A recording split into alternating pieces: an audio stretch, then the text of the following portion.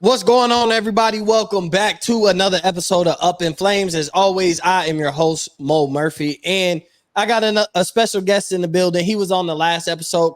We're going to be talking about the same thing, college football. Once again, Armand's been cooking. A lot's been happening in the college football world, and NCAA about to drop. But before we get into any of that, we're going to welcome none other than Walker Bailey in the building. Walker, what's going on, bro? Not much, man. I think we just kind of got together and we're like, man, just really not a lot going on. We've kind of hit the dog days, media days, I guess. Some of them have been this week, some of them are next week. And then we're just kind of right around the corner, have the game coming out next week. And then once the game comes out, opening night's going to be here before you know it. Yeah, 100%. And so let's talk about the game. So EA College Football 25 drops on Monday. We're both on Central Time, so 3 o'clock for us. I got the MVP bundle, so I'm going to be playing the early release college football and Madden. Walker, you got the MVP bundle, or you just got the deluxe edition for the college football? Yeah, I just got the deluxe just because, I don't know. I didn't feel like paying for both because I feel like once I buy college football, my Madden play is going to drop substantially.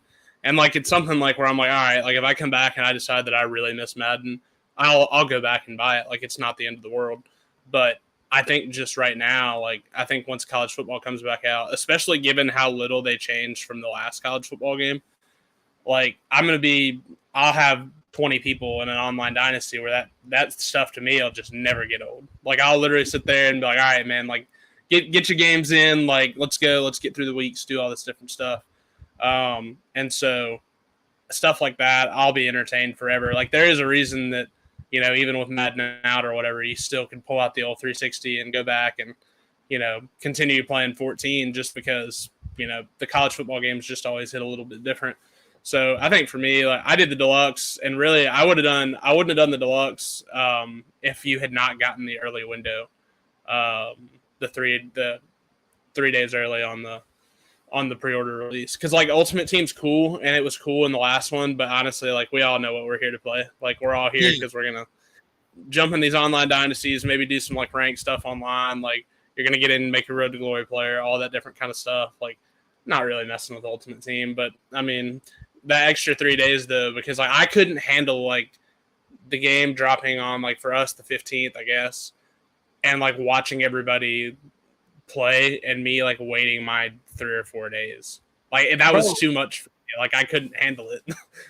Bro, that's worth here's the thing, bro. That's worth the money right there. I went ahead and got the MVP bundle because I'm bro, I'm not even gonna fight it. I know I'm gonna end up getting Madden anyway. So for everything that I'm gonna get with getting the deluxe edition of both games, I got my money's worth. Because if I end up spending $100 on the early release college football, even if I pay $40 for Madden when it's on sale around, Black Friday time, I still, for extra $10, I could have got Madden, got it early, and got all the Ultimate Team, and I could have got all the perks that come with the early release and the deluxe edition of Madden. So, unless you're going to wait till completely after football season, or you're just if some people, for college football is going to end their Madden days, period. There's going to be some people that are bro, I only play Madden because it's the only football game. EA come, college football come and take over. I'm not even going to play Madden no more. So I will understand on that aspect, but I know I'm going to play Madden. I know I'm going to be on college football. It's just with 2K. I typically, it'd be I get the deluxe edition because it'd be bro, I might as well, the 3-day early access and all the perks that it come with. Even if I don't fully use it right away or whatever it may be, you go end up spending that money on these games anyway. So I go ahead and spend it on the front end. The other thing too is I have an EA Play account or whatever. So I think my deluxe edition of college football was $81.99. So it got 10-20% off, something like that. It cut a good bit out of it. So so after tax you pay $90. It was all right, that's basically you're not even paying the full boat for it. I was just the 3 days early access, you're talking about 15, 20. I think it was in the end it was $18 worth of difference, and it was you're basically paying $6 a day for the early release. And now, now it's out on the 15th. I think it was supposed to come out on the 16th, and now it's kind of almost bumped up to the 15th. You're really paying less than that. You're paying almost $1.50 a day or $1.25 a day just to have it. And I'm telling you, I told you before the show, we're off from basketball now. If I'm not working, I'm not moving. like not moving. Like we're gonna be locked in. Like you'll probably look up like 3 days in, and I'll be on like season 5. Like I'll be running and gunning through that thing. So I'm excited about it, man. And don't ask. I don't know where I'm starting yet on the dynasty thing. Like I don't know what everybody keeps picking their schools, and I keep seeing all that stuff, and I don't know yet. Something's just gonna feel right when I get in there, and it's gonna hit, and I'm like, that's it. That's the one. Yeah, it's gonna be one of those like maybe it's the moment. It's in the moment when I got the game downloaded and it's time to all right, like you know what I'm saying, jump right in the road to glory. Let me pick my position where I want to go. It might be the jerseys, it might be the mascot, it might be the location, it might be the you know what I'm saying? So like I ain't really it just depends on when I log on to the game on the 15th and see like where my mind takes me at first. Logos.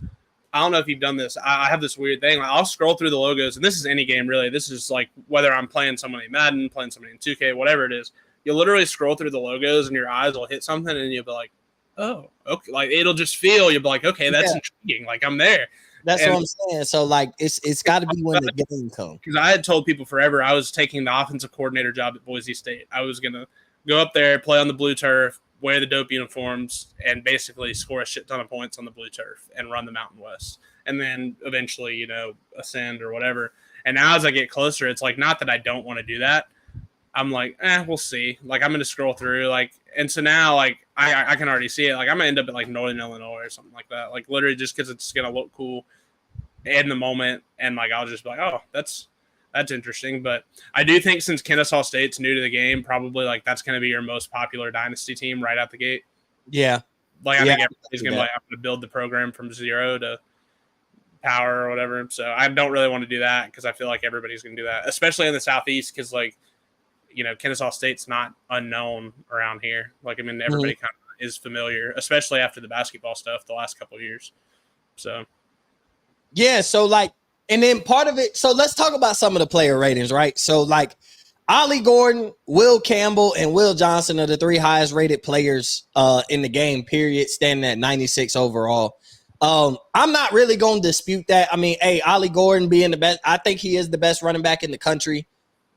He's returning. He could have went to the NFL draft. I think, you know, he might have a little more value coming out in this draft, but it's kind of tough because now I'm looking at the running backs and I'm like, you know, you got 4 or 5 superstar running backs that are playing in college football that are heading to the NFL draft. So, you know, I know the value of the position of running back isn't that high, but he came back. Maybe he's trying to win a Heisman. Oklahoma State has big expectations in the Big 12. So you got a problem with any one of them? I got the list up, by the way. So, like, if there's any questions or whatever, I went ahead and pulled it up. Okay, yeah, I'll go ahead and let you. So then, do you have any problems with Ollie Gordon, Will Johnson, or Will Campbell? I mean, I think those are the best guys at their position. Maybe Ollie Gordon's arguable, you know what I'm saying? But the argument is the next running back, Quinshon Judkins, who's a 95 overall. Like, he's a 95, Ollie Gordon's a 96. So there goes the argument right there. Here's how we'll do this. I'll go 1 through 10. We'll break this into 10 since they did 100, and we'll go segments at a time. So I'll give you the top 10, and then we'll kind of either who's missing, if there's someone that you feel like, you know, maybe shouldn't be in there or whatever, and we'll kind of go like that. So that way we can knock this out pretty quick. So like you said, Ollie Gordon, Will Campbell, Will Johnson. 4, Caleb Downs, which no problem. He's a beast. 5, James Pierce, monster. 6, Malachi Starks, solid player. 7, Mason Graham at Michigan, defensive tackle. 8, Quinshon Judkins. 9, Tate Ratledge, right guard at Georgia. And 10, Travis Hunter. And all those 4 through 10 are all 95 overalls.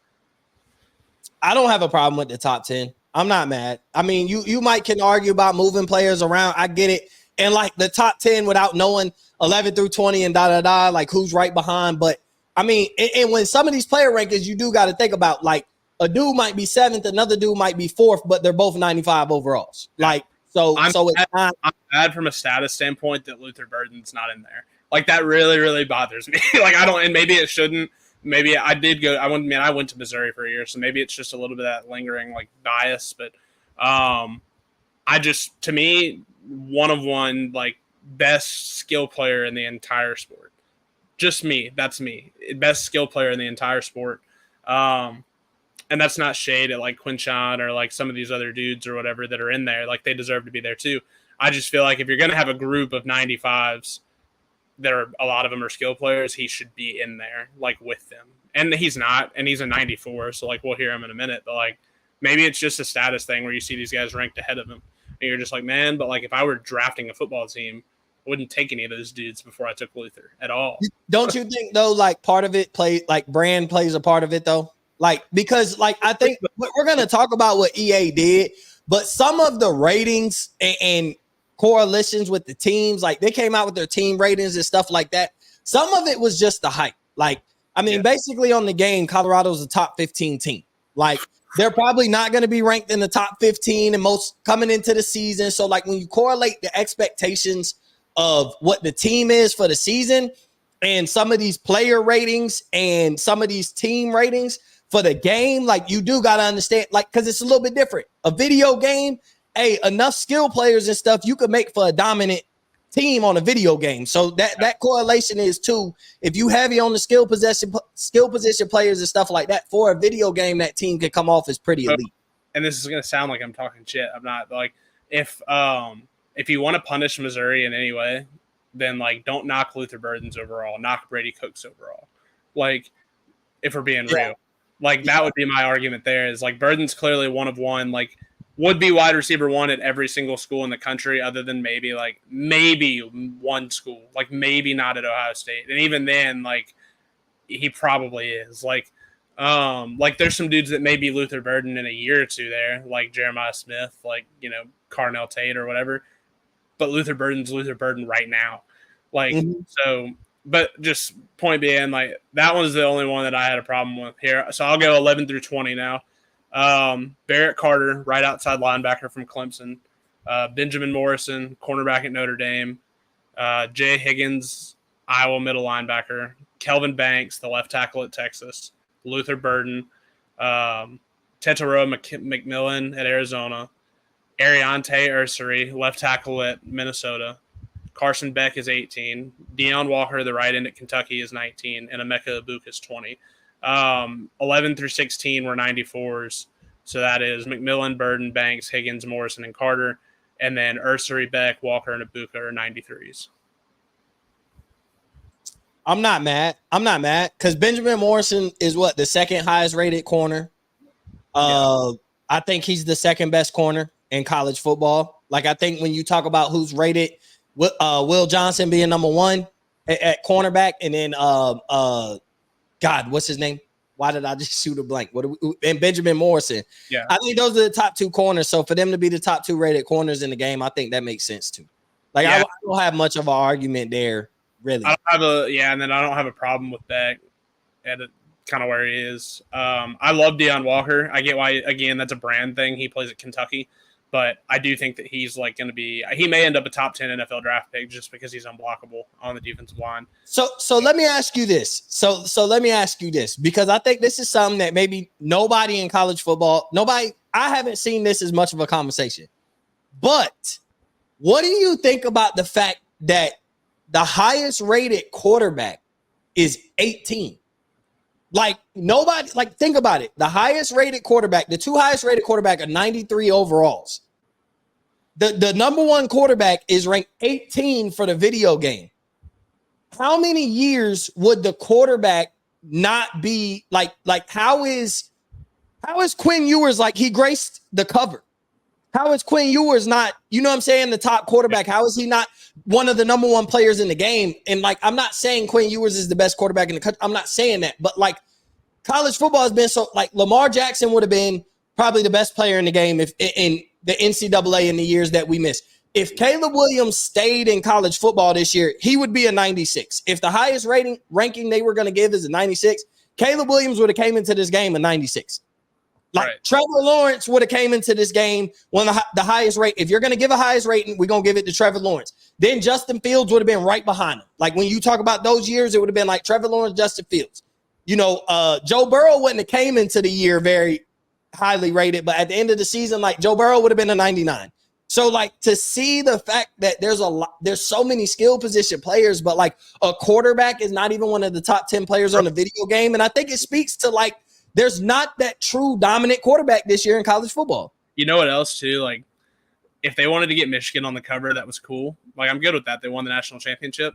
why not just put Will Johnson on there if you're going to make him the guy that you have is one of the 3 highest rated players in the game? Like that doesn't make sense. He is tied for top overall player with 2 other dudes, but you put a dude who literally I mean, he'll be on the list, I know, but he's not going to be. He's a 91 overall in the game. Like you have Ollie Gordon, who's a 96. You got Quinshawn Judkins, who's a 95. Or 95. Yeah, Judkins is a 95. So you got multiple guys at his position that you have ranked higher than him and are going to be impact players on the game, and you put him you put him on the cover. And if you were going to put a national champion, then put the guy who's the best player on the team. Put the guy who's probably going top 5, top 10 in the draft, and is going to be the star and most talked about player on your team going into next year, and that's Will Johnson. Yeah, he's one of the best players in the country. Period. Yeah. I don't understand how the national champion with arguably returning the best defensive player in the country. He's arguably pound for pound going to be the best defensive player in the country. And that's not who you put, but you do represent Michigan and put Donovan Edwards. That's where I'm a little confused. Not hating on Donovan Edwards. It's just you have a guy that's going to be one of the faces of college football. One of the most talked about names in college football all season that you could have put on the cover that's coming back after a national championship. I understand if he went to the NFL, I get that. But he came back and he's a junior and he's going to be one of the hottest names in college football. You could have put him on instead of putting Donovan Edwards on. Or you should have made Donovan Edwards a higher rated player too. I'm all for if you would have told me Quinn Ewers, Donovan Edwards, and Travis Hunter were going to be the highest rated players at their position. I would dispute it, but I'm not mad at it because them your cover athletes. Right. I'm not mad at your cover athlete getting your cover athletes. If Ewers is the best quarterback base, I get it. I understand it's a marketing thing as well. We got to have the best players on here. We're bringing this game back, but for you to not really put him as one or Ewers, for you to not give them the benefit of the doubt as cover athletes is kind of crazy to me too. I know you're trying to play accurate, but it's a video game at the same time. And so I think your cover athletes should kind of be the stars of the game, especially the first returning game. This is returning from an 11-year hiatus. 21 through 30. 21, Jaden Ott, running back from Cal. Michael Williams, outside linebacker at Georgia. Amarian Hampton, North Carolina running back. 24, Shedeur Sanders. 25, Travion Henderson. 26, Walter Nolan. 27, Clay Webb, Jacksonville State's left guard. 28, Colston Loveland.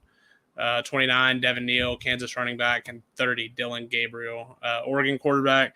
Clay Webb, Loveland, Neal, and Gabriel are all 92s. Everybody from Nolan up to Ott is a 93. I'm not mad at it. I mean, I'm not mad at it. Because, especially when you start talking about, Ewers is not a top 30 player in the game. But you're talking about, a 93, 92, 91. There's not much separation between, we can pick them apart, but it's true. It's just, it just kind of goes, we beat it home, but it's a status thing for your cover athlete. It's you were all right, this guy's good enough to be on our cover, but he's not going to be a top 30 player in our. Yeah. That is 31 through 40, Harold Perkins Jr., Jack Sawyer, Jonah Monaheim, the USC center, Jonas Sanker, Virginia strong safety, Malachi Moore, Alabama safety, Parker Brailsford, center at Alabama, Quincy Riley, Louisville corner, 38, Quinn Ewers, 39, Sebastian Castro, Iowa free safety, and 40, Takario Davis, Arizona corner. I'm good there. I'm cool there. That's fine. Finally got Ewers. And then 41, sleeper for RB1 in the draft coming up, by the way. Not that we're talking about draft, but I like this guy. 41, Taj Brooks, running back at Texas Tech. 42, Xavier Watts, safety at Notre Dame. 43, and all 43 and on now is going to be 91 overalls. 43, Abdul Carter. 44, Ashawn Jainty from Boise State. 45, Damian Martinez, running back at Miami. Danny Stutzman from Oklahoma, middle linebacker. 47 is Denzel Burke. 48, Donovan Jackson, Ohio State left guard. 49, Donovan Edwards.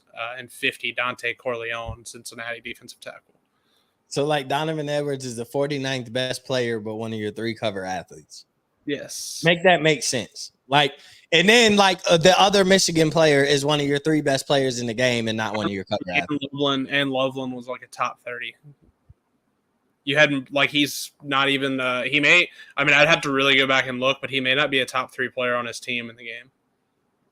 No, because you got you said Loveland, you got Will Johnson, and you got the Mason Graham. And then Loveland. So he's not a top 3 player on his own team in the game. But you made him a cover athlete. Like, it is not hating on Donovan Edwards. I'm cool with keeping a Michigan player on there. Just put the best Michigan player on there. It's not his fault that they put him on there.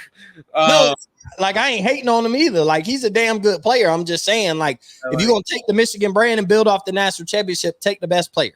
All right, 51, Dorian Strong, Virginia Tech corner. 52, Dylan Fairchild, left guard at Georgia. 53, Jabbar Muhammad, Oregon corner. 54, Jaden Roberts, right guard at Alabama. Jason Henderson, Old Dominion, outside linebacker. 56, Kamon Rucker, right end at North Carolina. Kenneth Grant, defensive tackle at Michigan, is also a 91. 58, Penn State strong safety is also a 91. And then 59, Arkansas left end, Landon Jackson. And then left guard at SMU, Logan Parr is a 91. I mean, that's fine. Like, okay, sure. That's fine. Most of these are like 91 and 90s, right? Like the lowest player at 100 is like 88. Or is actually a 90. I think everybody else from here on out is like 90s. That's so I haven't even gotten to 90s yet. I think like the whole top 70 is 91s. Yeah. Or higher. 61, Luke Kandra, Cincinnati right guard. 62, Maxwell Hairston, Kentucky corner. Nick Singleton from Penn State is 63. Arande Gadsden II from Syracuse, tight end, 64. Ricardo Hallman, Wisconsin corner. RJ Harvey, running back at UCF. Tez Johnson at Oregon. Torrey Horton at Colorado State, which I want to talk about him in a minute, by the way. I don't know if you saw what Jay Norvell said at Media Days today, but I thought it was hilarious. Tyleik Williams, Ohio State defensive tackle, and then Tyler Brooker at Alabama. I'll talk about it now just because we're in his section of the thing. Do you see where Jay Norvell basically like went down the list of schools that tampered with Torrey Horton and was basically like, all of y'all are some bitches for trying to take my receiver?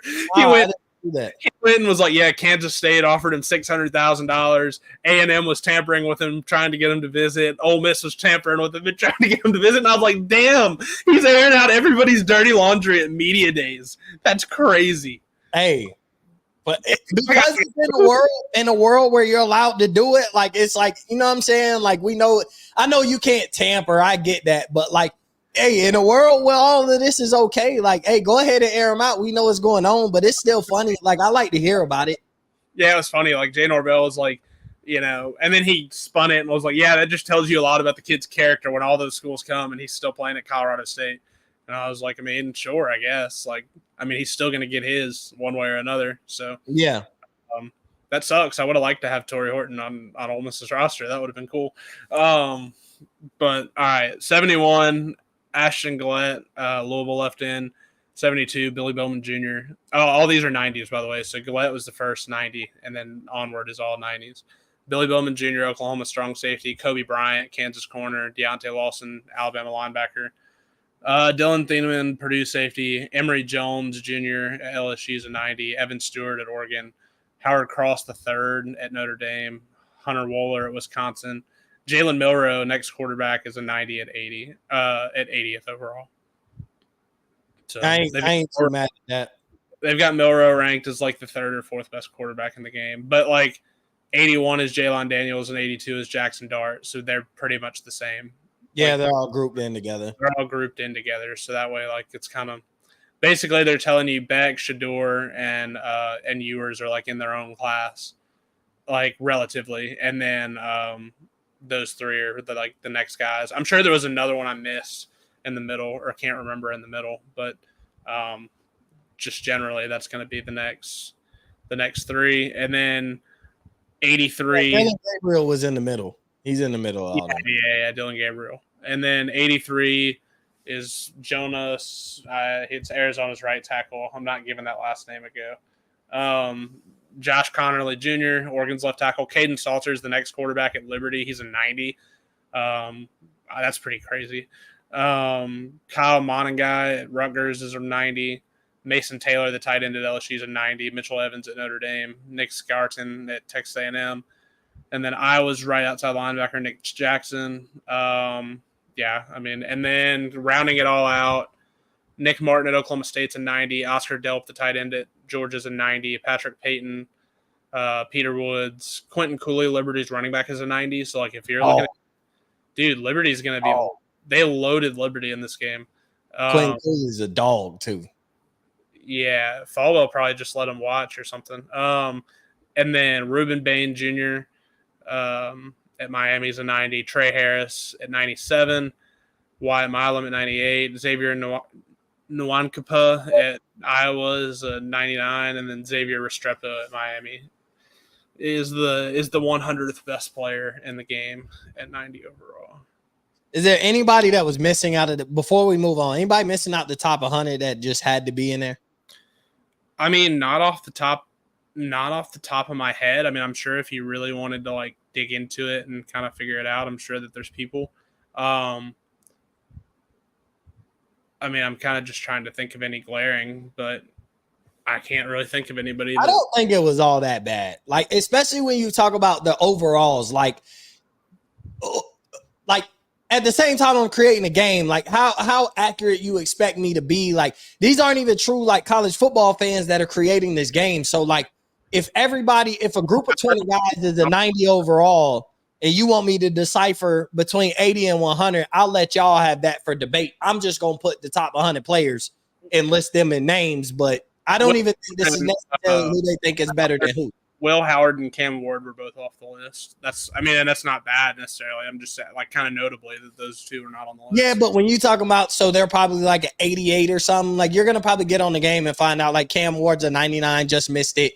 Will Howard's like an 87, not too far off. Like, you know what I'm saying? Like, at the same time, I mean, because they overinflate it. Because, like, when you think about, like, what a 90 is in Madden, to have so many, like, you don't have that many 90s in Madden. There's not a whole bunch of guys that are sitting there, a lump sum of guys like that, 25, 30 guys sitting at a 90 overall. So, like, they also, I think, juiced up a little bit of the guys that maybe might be at 86, but we'll make them a 90 coming into the game. Like, and maximize how many impact players we have, how many good players are on the teams. Like, some of these teams' best players, we're going to get them on this list and have them as a 90 overall. Like, I think that played a factor. You know who wasn't on there? Zachariah Branch wasn't on there either.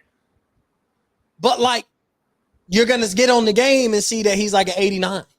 Or I know, like, saying that's the question. I was just telling you who wasn't on there. Like yeah. One that, like, as a freshman that was really, really good that wasn't on there.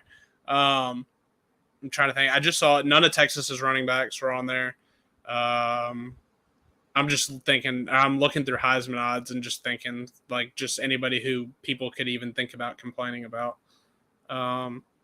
Yeah, I mean, we're way down here at this point. Yeah, like, so all right. So off of EA, let's talk about this. Has something to do with spending money. I want to talk about something with I want to talk about Oregon. So people are tripping because there's reports saying, and I think it's more rumors. I don't think it's 100% accurate, but for the hypothetical of the conversation, they're basically saying Phil Knight is willing to pay whatever it costs to make Oregon a true powerhouse, right? Yeah. Some people are tripping about it. What's wrong with that? Is there anything wrong? Like, here's my thing. Right now, as it stands with the way NIL goes, until they have real regulations on it, you can do that. If Phil Knight got $50 million of his own money set aside to get these recruits and get these guys out the transfer portal, I'm not upset about it. I understand, like, and I think any school, any fan base that is upset about it is your school don't have those kind of resources. And so I could understand why you're upset if you're like, well, we don't have a Phil Knight who graduated and basically built this program. Like, when Phil Knight fully invested into the Oregon brand and made it like the face of Nike 20 years ago, Oregon took off. And so now he can really funnel money. Like, now I don't just have to create cool uniforms and give you all the Nike gear for y'all to come here. Now I can pay you to play.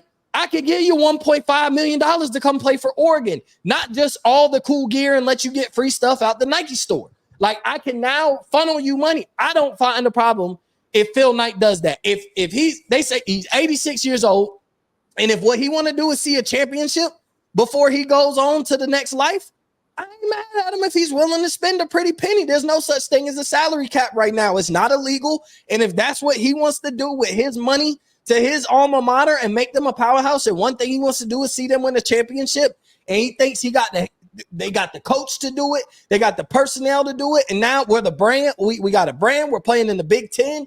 Now I could just funnel all this money to get you to come play for Oregon and pull you from committing to Ohio State or Michigan or USC or Penn State, all the other counterparts in the Big Ten. Then what's the big deal? Like, it's not a big deal if Phil Knight, because you know what? Get all your other former, celebrities and billionaires that then graduated from your university, buy in the same way, care about the program the same way. Phil Knight is a sports guy. He's the, you know what I'm saying? He's the CEO of Nike. He and this is his alma mater. And you're now allowed to do that. So now I can now assist in trying to get my alma mater and the school I root for and the team I'm a fan of to win a championship. I can assist in that. I don't see nothing wrong with it. Nah, I mean, I don't either. It's just people are just mad because I think people probably don't have the resources. And it's like, well, no, you can't do that because we are not going to be able to keep up. It's like, well, tough. I mean, this is what everybody asked for. So, if you can't keep up, tough. I mean, that's just part of it. So, I mean, they're really well suited, I think, just moving. I mean, they could really make some noise this year. Like, I mean, right now, they're easily a top 5 team. I mean, they're really positioned well, to be a national championship contender this year. And, they're going to be good on defense with Lanning there. They've got a good quarterback. If he can stay healthy, they've got really good weapons around him. They can go and make plays. So, it is what it is. Like, Oregon's going to be really well positioned to come into the Big Ten and make a ton of noise this year. That game with them at Ohio State and Eugene probably determines who wins the Big Ten.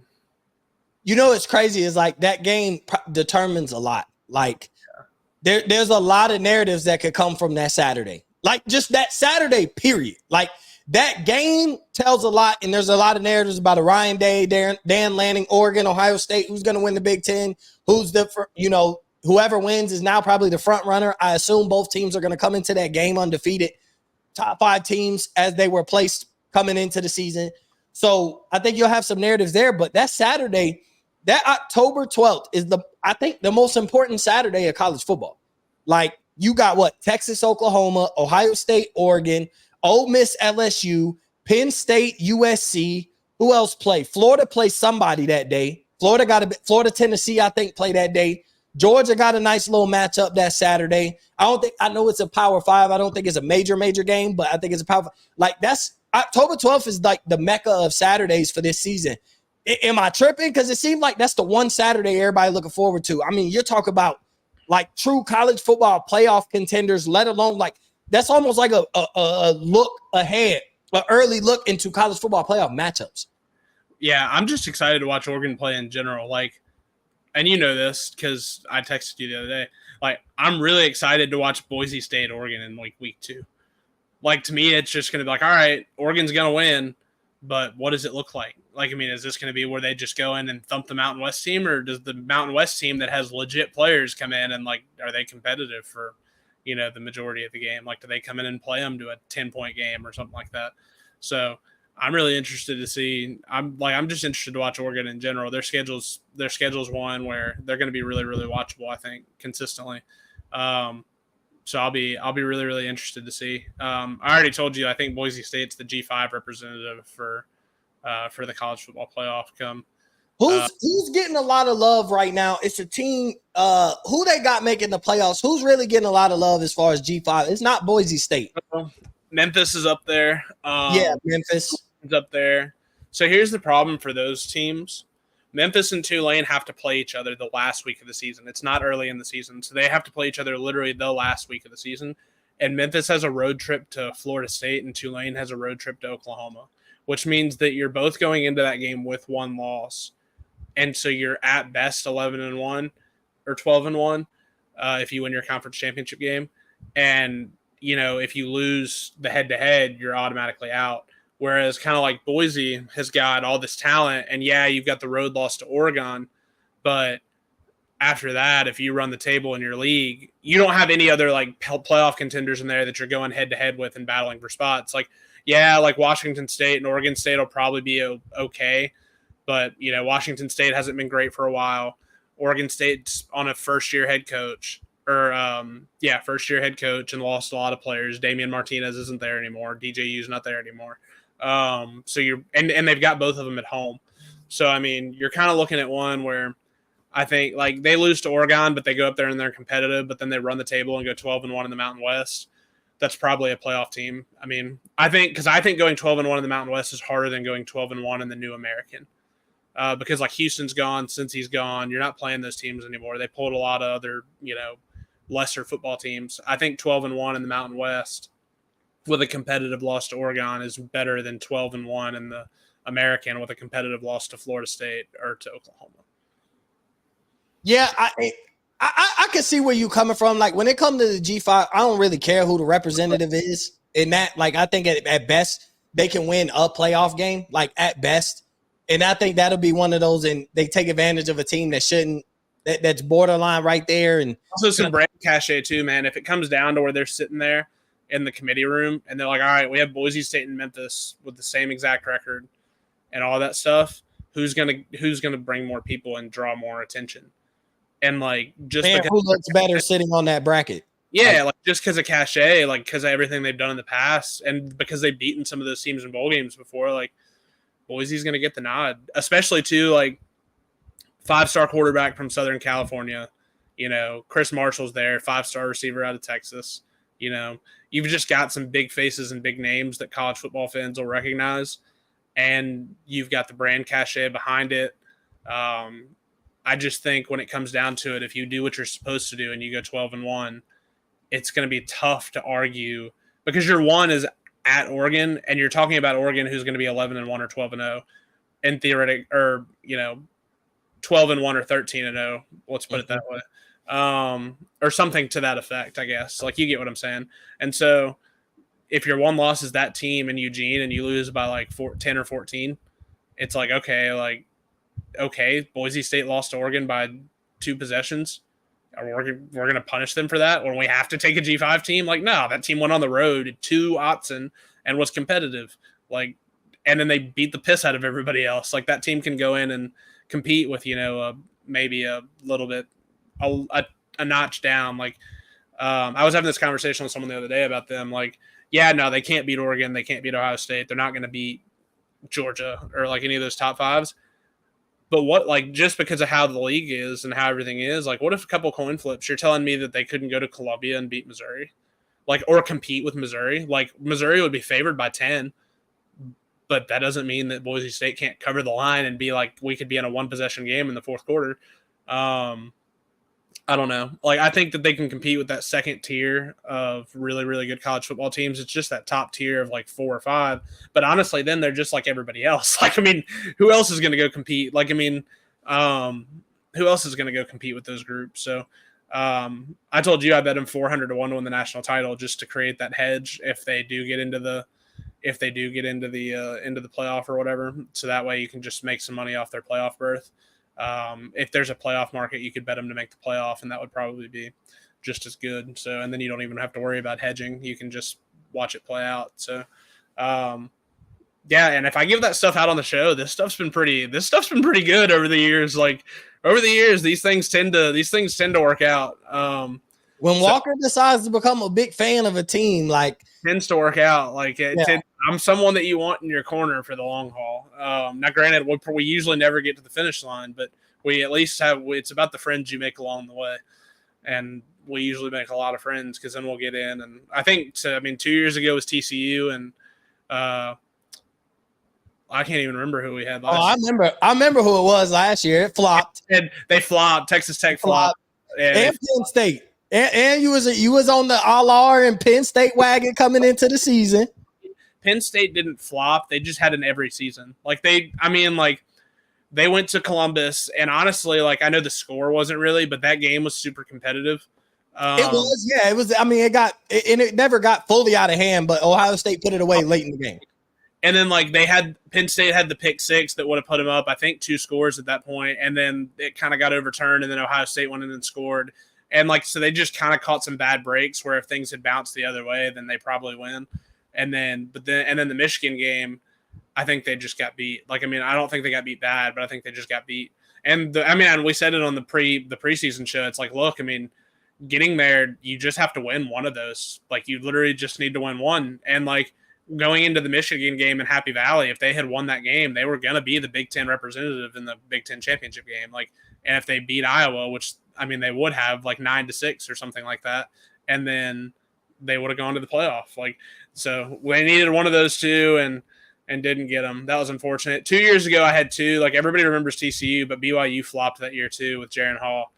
Yeah, that. But and that was one where like they just lost a bunch of really close games where like they were in every single game. They flopped in a bunch of close games. But I don't know. Typically, me being in the corner is a good thing. Shout out to the country of Colombia, because we've got them 12-1, and they're playing Argentina in Miami on Sunday. That will be literally the most crazy city in the entire country. You'll have Argentinians and Colombians and Americans all in the city of Miami. Good luck.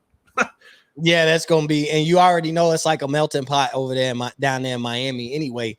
So like when we're looking at the season, right? Who's coming in with the most pressure? Like, and I'm talking about like a player, a coach, Ohio State. Oh God, it is though. Like, no, it's not. Most pressure. Most pressure. No, it's not. It's cool. Let me. They got the most pressure. I'm gonna tell you why, and it's all Urban Meyer's fault. He put Ryan Day out on Front Street, man. Like, you can't go out and be like, this is one of the most talented rosters I've ever seen, going into a season where your coach is believed to be on the hot seat, and not create this hot box of a like pressure type situation. Like, you can't go out and put your coach on Front Street and be like, yeah, this is the most talented roster I've ever seen. Everybody knows that, but you can't like coming program. Yes, you can. You know why? You know why you can? You know why you can? Because like, and I get like this probably goes to your pressure point, and I get it. But when we talk about most pressure, like, but anyway, the reason why you can is because like when you look at Ryan Day's tenure, and he talked about this, bro, he's only like 1 or 2 plays from his entire persona as a coach from being looked at different. Like, your kicker makes the field goal against Georgia, and nobody talking nothing about Ryan Day being able to do anything and get it done. I understand it happened. The kicker missed, but he's been that close. He's been that close. Like, he's been that far away from winning a national championship. He went to a national championship, got the doors beat off of him. Nobody was beating that Alabama team that year. They were the best team in the country. Got the doors beat off of them, made a statement playing against Clemson and beat the hell out of them. Like, he's right there. And so Urban Meyer saying it out loud because, yes, this roster outside of quarterback is better than the 2019 roster, which is the roster that everybody say was probably the most talented Ohio State roster to ever come through there. That was basically handed to Ryan Day, right? Outside of that. It's different when you and I say it. But when you are literally the guy who coached before Ryan Day and you have the ring, like you won the national title, and then you go in with the guy that you helped handpick and you go, yeah, this is the most talented roster in Ohio State history. Like, they have to get it done this year. In a year where they already know that they have to get it done, it's a dude who literally wore the logo less than 10 years ago and was standing on the sidelines and was coaching the team. Like, you put him literally, like, you put him on Front Street. He said it. Bro, Urban Meyer said it after Ohio State as a program set the precedent and set the tone that they know it's national championship or bust. They announced to the world what this season was for them when TreVeyon Henderson came back and foregone going to the NFL draft. When Denzel Burke came back. When Marvin Harrison Jr. was thinking about coming back. He was never going to come back, by the way. So when I say that he was thinking about coming back, I do not think he was ever coming back. I think it was more, he got a lot of love. He loved the love he got from Ohio State. He probably had he thought about it, but never really considered it. He could think a lot of things, but you can't follow through with a lot of things that you think about. So he probably thought about, I thought about coming back, but I knew, man, I was a top 5 pick. I wasn't coming back. But they set that precedent. They set the precedent when they hit the transfer portal and got Quinshon Judkins. You want me to tell you why? Because Quinshon Judkins was one of the first guys that you went and grabbed and pursued the hardest. You didn't need him. You didn't need Quinshon Judkins. You had TreVeyon Henderson. If you were going for needs instead of just stacking the box, to make sure that what you're setting the tone for this season, you make happen. Bro, if they didn't need anything that they got, it was Quinshon Judkins. He is a luxury to have him and Travion Henderson in the backfield. They got Caleb Downs. They got Julian Sand. They went and got, and I understand Julian Sand may not even play this year, but they hit and was like, we are going to get the most talented guys everywhere. We are going to get the number one wide receiver again. We got Emeka Ibuka coming back. He's going to be one of the 3 or 4 best wide receivers in the country. We are bringing everything we can back, all the guys that want to improve their draft stock, whatever reasons. And so they set the precedent. Urban Meyer didn't put them on Front Street. They did that months ago after they lost, or when they lost in the offseason. The spring game being the first nationally televised spring game as far as on a major network in Fox, they did that. Before Urban Meyer said anything, Ohio State in the program set this precedent for that to be the message for the season. Urban Meyer just reiterated everything that they put into place the months before he said it. I know, but that's still like when you build it all in. If Ryan Day had, again, in previous years done more, then this isn't the situation. But the reality is he now has the most talented roster in school history, and his seat is hot. So he's either going to win the national championship or everybody's going to want him can. That's literally the ultimate pressure cooker. Like, I mean, it's totally different than like. I don't think he has to. I don't think his seat that hot though. And you want me to tell you why? You want me to tell you the message? I'm gonna tell you why it's not that hot, or it's not known that it's that hot. This all fans speculate. You want me to tell you why? Look what they're doing in recruiting right now. And I'm gonna tell you, and what I say by that is, if there was a feeling that Ryan Day could not be here next year because of Ohio State not meeting expectations of what's expected for this season, I don't think you're getting some of the quality recruits that you're getting right now. I don't think Tavion St. Clair commits to Ohio State and stays committed completely through this process right now. If you get the feeling that, like, hey, let me see how the season play out, because there's a possibility I'm committing to Ryan Day and he may not be here. No, they're not going to say that out loud, but they're constantly getting major commits through the recruiting cycle. And that's what I said this on Locked On Buckeyes. I told Jay Stevens this. I said, look, bro, I think what Ryan Day is doing right now, he might recruit himself off the hot seat. Even if he don't win the national championship, let's say they get to the Final Four and lose. With what he's got incoming and committed and set to come to Ohio State, if after the conclusion of that season on signing day, that same recruiting class signs on the dotted line to Ohio State, you do not fire a coach that got the number one recruiting class coming in. You don't. Like, unless Ohio State just completely dumps the wagon and goes 8-4, you're not firing a guy that got the number one recruiting class coming in, coming off of making a college football semifinals or whatever it may be. So I don't even think his seat is as hot as everyone thinks. There's too much talent on that roster that you don't want to afford to lose. You blow up that program if Ryan Day walk out right now, unless you replace him with the perfect match. And I don't even know if the perfect head coach, without trying to rebuild, you have a team that in the next 3 or 4 years, I know they've been saying this since Ryan Day has been there, but like in these next 3 or 4 years, he should have a national title. So like, you don't get rid of that. I think you let him play these next 3 years out. I don't even think he should be on that kind of hot seat. You got 3 years. Hey, so Carnell Tate's an 85 overall in the game. Jeremiah Smith's an 84, and Will Howard's an 85. See? So, I mean, I was just telling you, I just saw it on Twitter. So, but I'm just saying, bro, like when we talk about most pressure, like I get it. Like, because why is it not Georgia? Like, why is Georgia why would you not say Georgia for the same reasons? I know they've won. I know Kirby Smart has won. I know, but we talking about him. He won that when he won back-to-back. They was talking about, can he dethrone Nick Saban? So he on a different trajectory. He could be chasing a ghost, but he's chasing the GOAT. The college football world thinks he could dominate the next 10 to 15 years. So when you got what people are saying is the best team in the country, the number one team in the country, probably the best quarterback in the country, pound for pound, at least heading into the NFL draft, he's number one on people's board. He's the guy that's supposed to make some noise and be a top 5 pick. So why are you not under the same amount of pressure? If Georgia or Ohio State lost the national championship, if either one of those teams did not win the national championship, both of those teams will end the season and say we didn't meet expectations.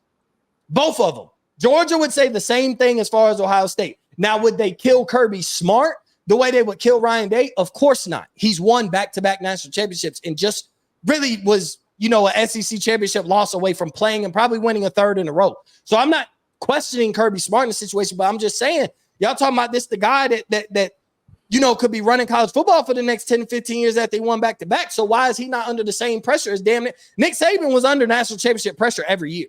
Did you condemn him for it when he didn't win it? No, because if he didn't win it that year, he's probably going to go win it the next year. But you putting Kirby Smart as the next guy in that seat. So why is he not under the same amount of pressure? He's not going to lose his job if he don't get it done. But do those back-to-back national championships start to look like just a solid moment in Georgia history or something to continue for the next 10 to 15 years and we win 4 or 5 of these things over a 15-year period? That's all I'm saying. I don't when I talk about pressure, you want me to talk about Lincoln Riley. I think Lincoln Riley might be under the most pressure in college football because you got a great quarterback coming in and Juju and Lewis next year. But you got to roll with Miller Moss coming off. You had what people consider one of the best quarterback prospects in a long time. You have comparisons to Patrick Mahomes, and what you did with it was you went 10-3 and then turned around and went 8-4 the next year, or 7-5, whatever it was they went last year. You're supposed to have this explosive offense. You're USC, for God's sakes. You are now in the Big Ten, and your brand, if Lincoln Riley go 8-4, hot seat, he might be pushed to the NFL. Lincoln Riley could be a mutual, I'm looking at the NFL, We know he's looking at the NFL before he left Oklahoma. But if they go 7-5, 8-4, and I know they got some guys coming in, but USC don't even have enough to keep being mediocre to keep Lincoln Riley. They got Lincoln Riley's name. Okay, we're USC. We're going to get a top quarterback. What else are we going to get that can win games? Because we haven't gotten anything that have won games. We haven't really done anything of any type of success under Lincoln Riley. So if you go 7-5, 8-4, while Dan Lanning and Oregon are over here dominating in a dogfight with Ohio State on October 12th, and even if they lose, they might run it back in the Big Ten championship. You just came over here with that team. So why are you not under the same pressure? People think Oregon can win the national championship. You're USC, and you got Lincoln Riley, arguably the greatest offensive mind in college football, and you can't win. You got to be, I think he's under more pressure. But the thing is, I think Lincoln Riley got more options. You could see if I tell you he's under pressure and if he don't perform this year and Lincoln Riley's an offensive coordinator or a head coach in the NFL, would you call me crazy? No, but he only making that decision because USC ain't that good. Because if USC go 12-0, 13-0 and win the Big Ten championship and they're playing for a national title, he's not dipping next year. He's only dipping to the NFL if they don't meet expectations. So I think he has, you would know Lincoln Riley would have more of a job security. You know what his next move will be. If Ryan Day it's easier to say he got more pressure because you don't have an answer to if Ryan Day, he could go to the NFL, but you don't hear the noise isn't as loud about Ryan Day going to the NFL as it was 2 years ago. So you don't know what his next move will be. A lot of NFL teams will come calling if Lincoln Riley's available. You're not sure. And if it would be for Ryan Day, it's probably for an offensive coordinator job as opposed to a head coach's job. So you're not 100% sure. His next move seems more up in the air than Lincoln Riley's. He has a guaranteed plan B, but he might have to refer to his plan B if USC is bad this year. Is that you don't think that's the case when you talk about pressure, or is it because or Lincoln Riley has more pressure than Ryan Day, but nobody give a damn about USC the same way they give a damn about Ohio State. So the conversation becomes pointless. I think it's just knowing what Lincoln Riley is at this point, and so people just don't really care. I think they're just kind of he's gonna do his every year type thing or whatever, and that's gonna be what it is. I think USC is a 7-5 football team this year. I think they're mediocre. I don't even think they're really even a factor. I don't think so either, but I think for you to be able to say that about a year 3 Lincoln Riley team at a program, I think is crazy. Because you've never said that about a coach that you a program that you're saying is under the most pressure, but never once did you say that about I think this Ryan Day team is 7-5, 8-4. You've never said that and meant it. If you say it on some hating stuff, okay. But you never look year 3 of Ryan, and I know he was gifted a different thing, but Lincoln Riley is supposed to at least have turned USC into the same type of success as Oklahoma, and it doesn't even look like he's going to do that. He might have back-to-back 7-win seasons. Yeah. As a coach that was supposed to bring a brand that was just looking for the right guy, and everybody thought Lincoln Riley was the right guy for the brand. USC just needed that powerful head coach that people wanted to play for to bring the brand back. They did that. As soon as Lincoln Riley took that job, remember, it took college football by storm. People are like, USC is back. Like, there's no way that Lincoln Riley can't keep these guys in California. We know they got some of the top athletes around the country as well. And now he gets to go in his backyard. And people were talking about how Pete Carroll used to be if he was recruiting a guy in California, other college coaches would leave. Because if USC wanted him, we weren't getting him. So people thought Lincoln Riley was going to be able to have that same kind of pull because of the brand and everything like that. And he's won a lot of games at Oklahoma. Let's not act like he didn't win the national championship or anything, but let's not act like that man ain't win. You know, his resume speaks for itself. He got success as a coach. If I'm a quarterback recruit, I definitely want to go play for him. You got Heisman winners. You got number 1 draft picks. You got 3 guys you coached that went number 1 in the draft at quarterback. So, like, he's got a pitch for college to get recruits, and he's playing in Southern California where you could just go in your backyard. And so for year 3, your record, you're over under being 7.5. And some people could see you going 7-5. Like, you got to be under a lot of pressure because the brand was supposed to be back the minute you took the job. USC became talked about just like every other big brand as soon as you took the job because the expectation was you were supposed to at least be Ohio State. You were at least supposed to be Ohio State heading into year 3. You were at least supposed to be like, man, we got all the talent in the world. Maybe we can't beat Alabama or Georgia, but we could damn near beat everybody else. That you were at least supposed to line up like that this year. And now you might not even be the 6th or 7th best team in your own conference. Like, so I think Lincoln Riley's under more pressure than Ryan Day, but I get it. But the brand of USC is not as big as Ohio State. All eyes not going to be on USC this year like it's going to be on Ohio State. When October 12th come and Ohio State play Oregon, nobody watching USC that day. Right. They're one of the most irrelevant brands on that Saturday. I get that. Like, Ole Miss and LSU has way more expectations, is going to put way more eyes than any game USC is going to play all year. Like, so I do understand that, but he was supposed to bring that brand back. So I think that's a conversation.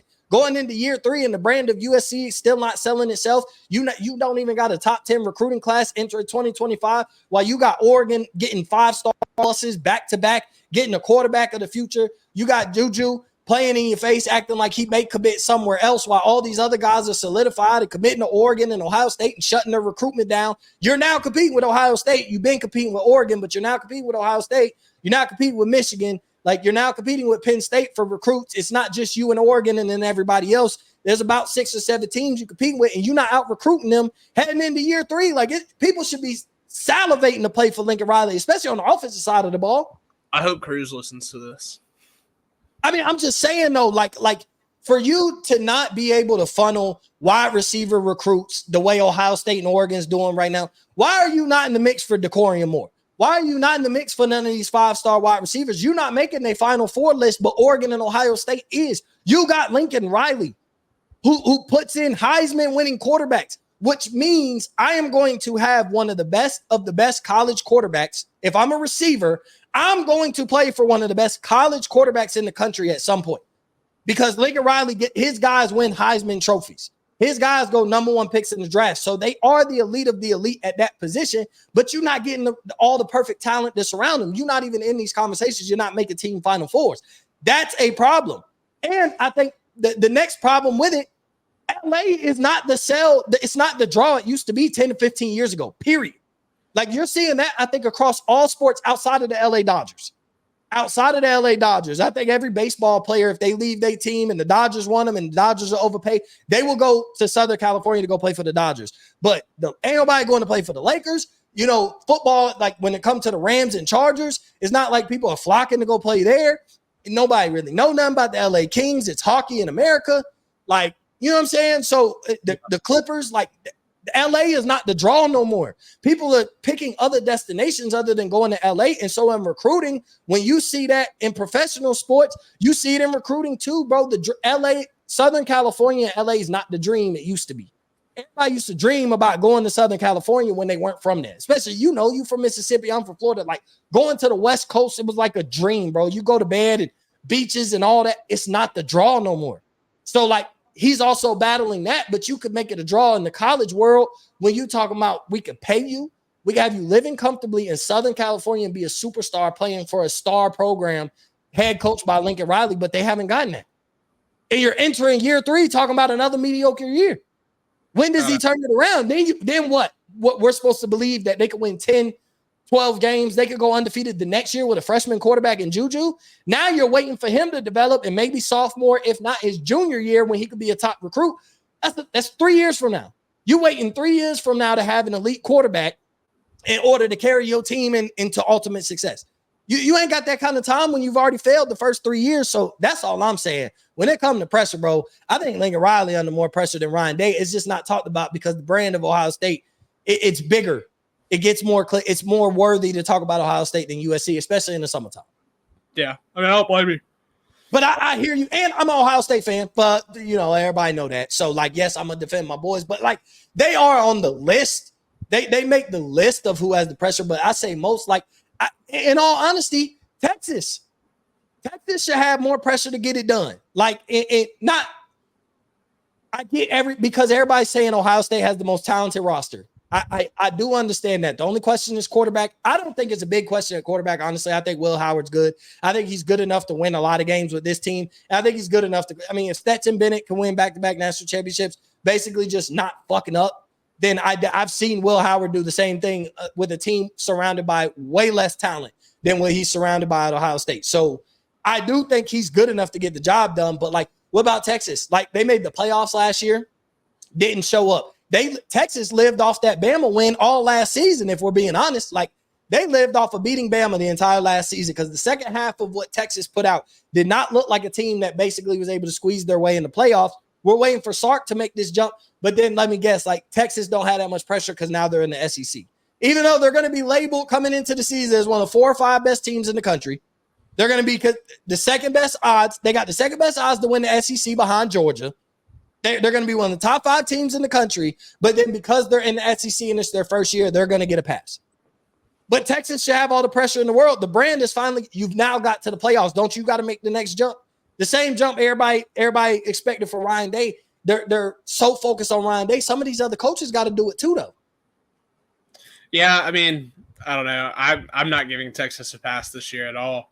I really, honestly, I already hate both of them. I hate Texas and Oklahoma, and they're not even really here yet. I really just hate them more than anybody else. They haven't even played a game in the SEC. They haven't even stepped on the turf with that patch on their chest yet. I know. And Oklahoma's is worse because at least Texas made the playoff last year where you're kind of understand. It's man, Oklahoma's so shitty. They literally are so shitty. And so, it's just, but it's that thing where, Oklahoma was good under, Switzer and all those guys a long time ago. Oklahoma hasn't won anything of meaning in a long time. Yeah, they made the playoff a lot under Lincoln and never won a game. That's not diminishing making the playoff. It means when you're one of the 4 best teams in the country, but still, six SEC teams have won national titles since the last time Oklahoma won a national title.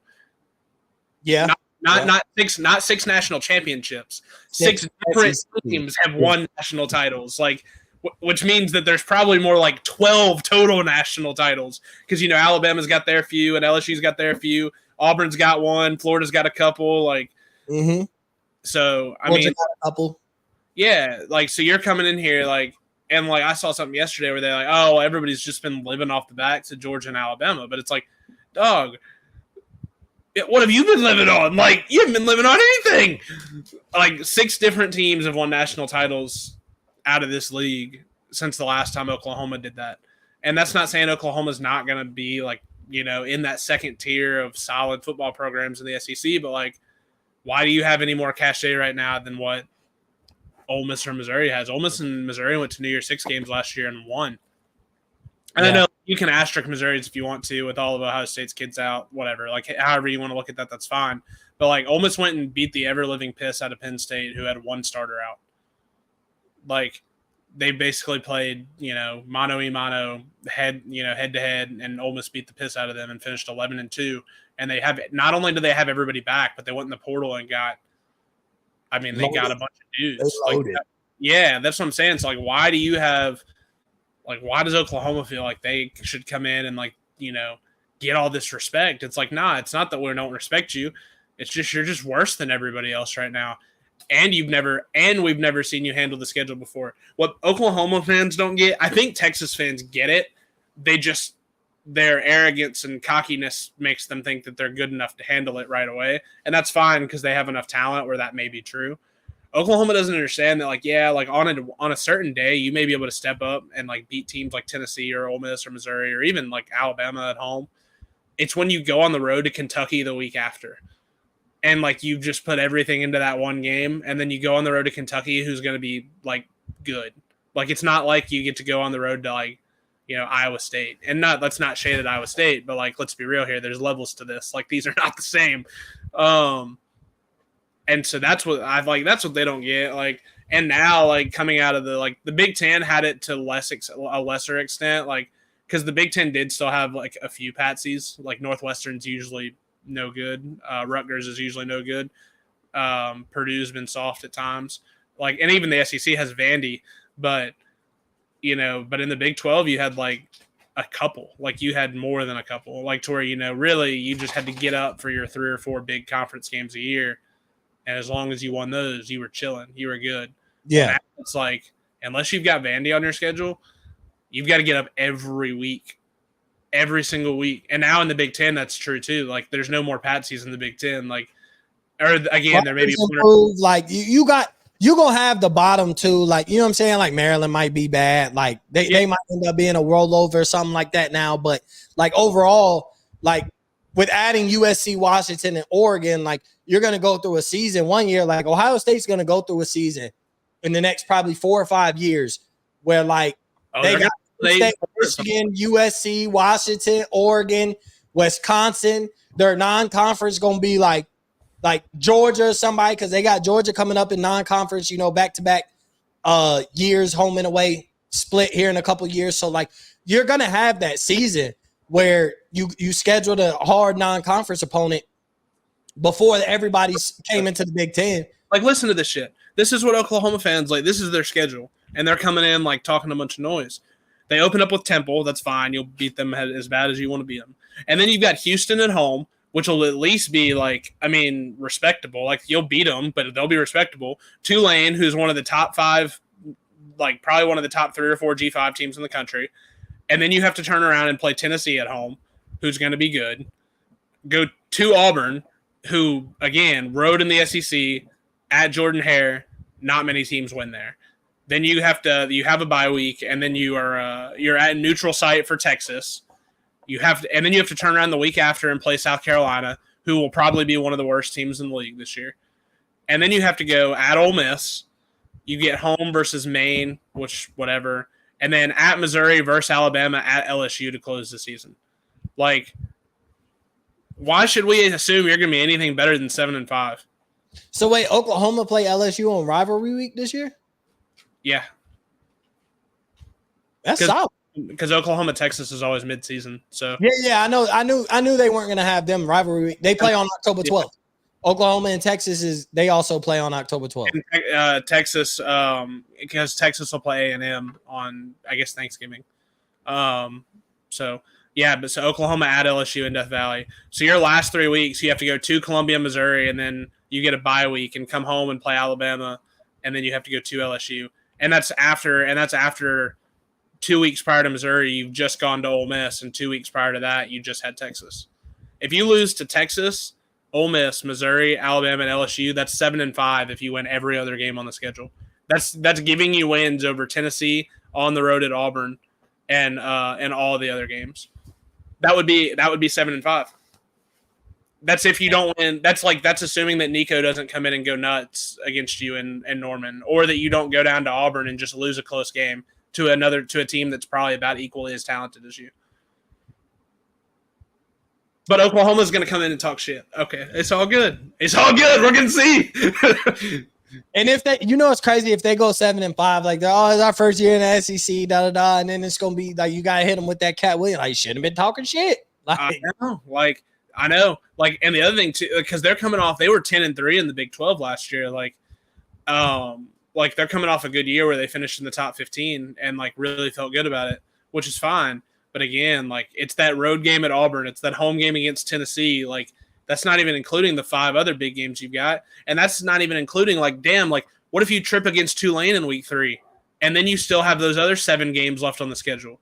Like, your worst case scenario is 4-8. Is that going to happen? No. I'm not saying Oklahoma's going 4-8, but I'm saying if you for some reason slipped up in one of the other games, like, you're probably going to be favored by like 14 against Tulane. If you somehow slipped up in that game and lost that game, well, now you're looking at, damn, now we've still got Tennessee. We've still got Tennessee, Auburn, Ole Miss, Missouri, LSU, and Alabama.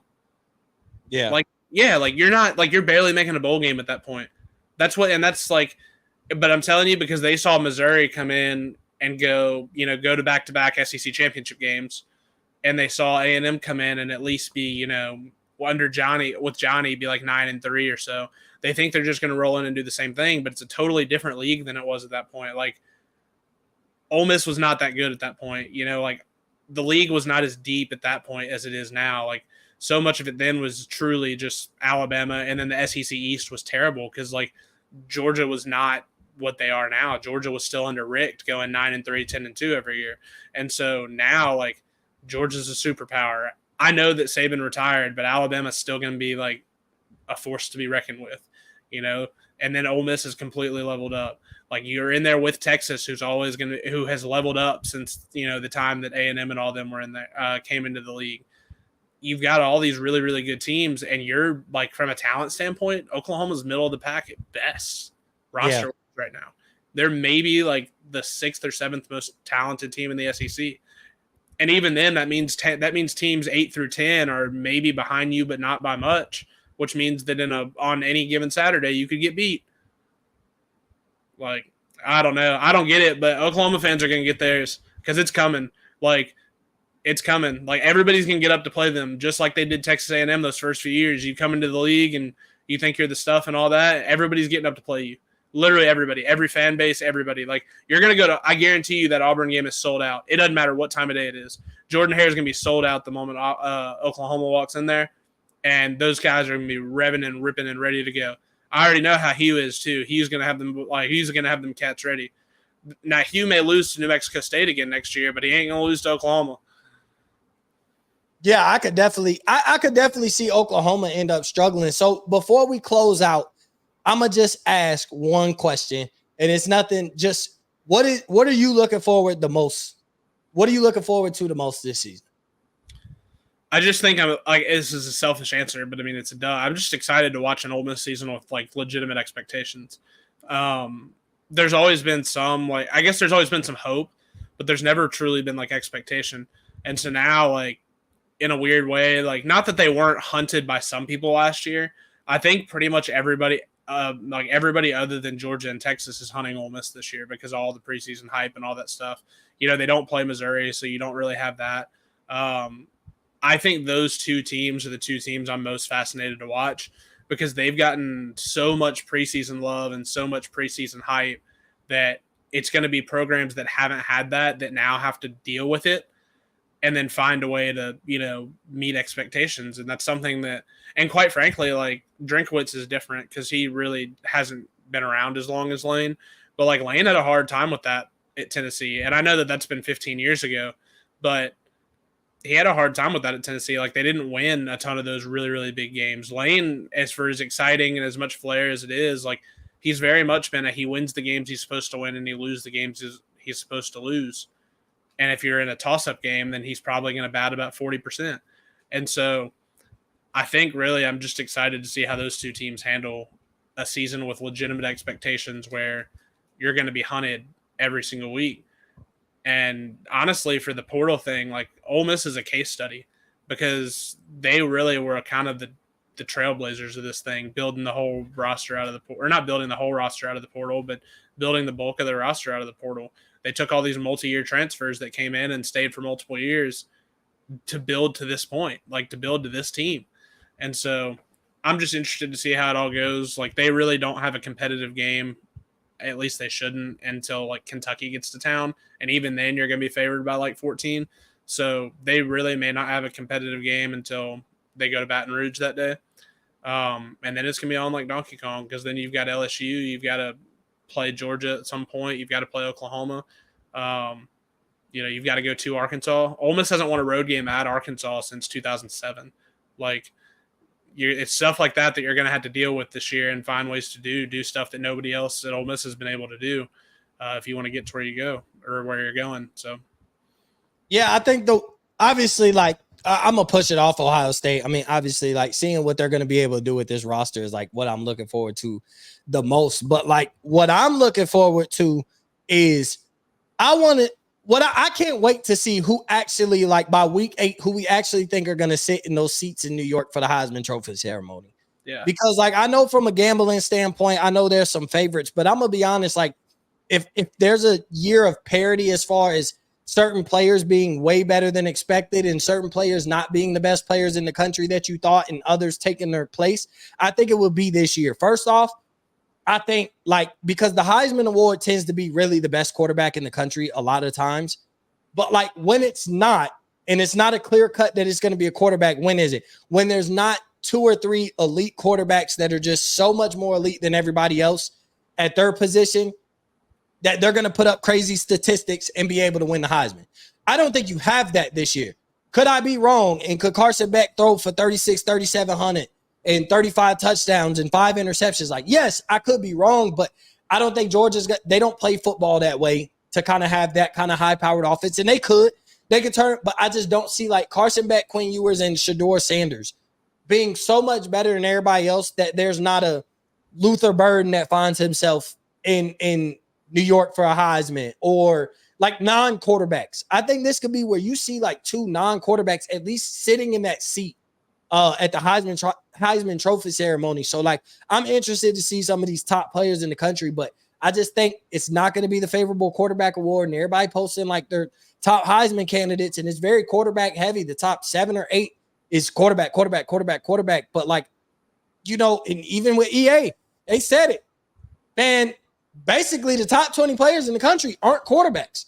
Like, only 2 of the top 20 players in the country from a video game perspective are quarterbacks. And so there's not really that many dominant. So there's a lot more players that I think could put display. And I think you could look past team success for certain players. I don't think you got to go undefeated to have a Heisman candidate. I don't think you're going to have to win your conference and be nothing more of a 1-loss team.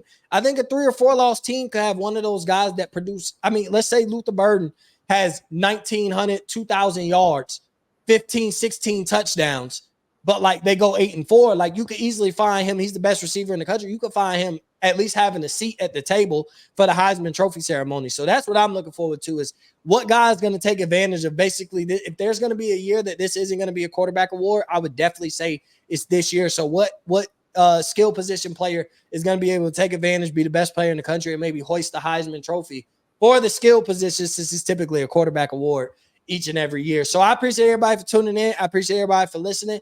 As always, I'm Mo. That's Walker. Be well, be safe, and hey, this gonna be the start of, like, hey, we getting going. Up in Flames getting going. I'm gonna bring Believe in Mav back. I kind of took a little break after talking about the Klay Thompson signing. Basketball gets dry around this time, but we got the Olympics and stuff like that. So appreciate everybody for tuning in. Appreciate everybody for listening. We'll catch you next time on the next episode of Up in Flames.